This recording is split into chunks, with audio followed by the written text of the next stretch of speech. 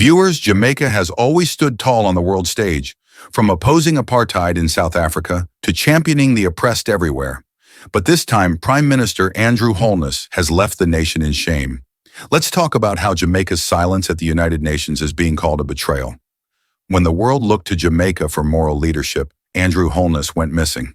At the recent UN General Assembly, nations voted on whether Palestinian President Mahmoud Abbas should be allowed to speak remotely after being denied a visa. 145 countries stood with Palestine. Only 5 opposed, 6 abstained. But Jamaica didn't show up.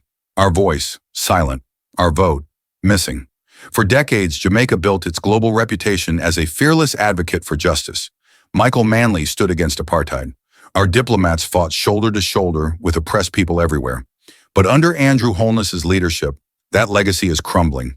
Instead of standing up, Jamaica folded.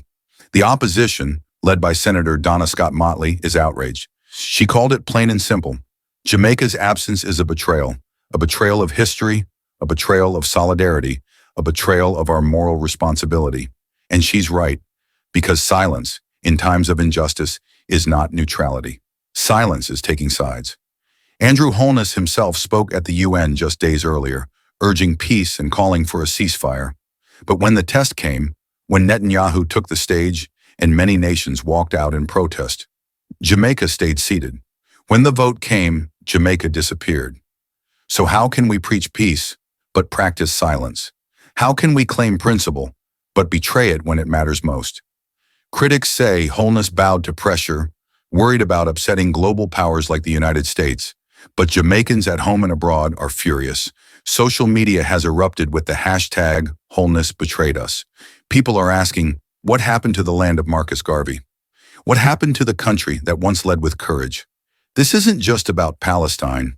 This is about Jamaica's identity. We were once a small island with a big voice, punching above our weight in global affairs. Now, under Andrew Holness, we are seen as a follower, not a leader. And here's the truth. History will not remember Andrew Holness for the speeches he gave, but for the silence he chose. A silence that betrayed Jamaica's proud legacy. A silence that betrayed the people of Palestine. So viewers, what do you think? Did Andrew Holness betray Jamaica's moral standing? Drop your thoughts in the comments. Don't forget to like, share, and subscribe for more hard-hitting stories right here on Michy Dex Commentary.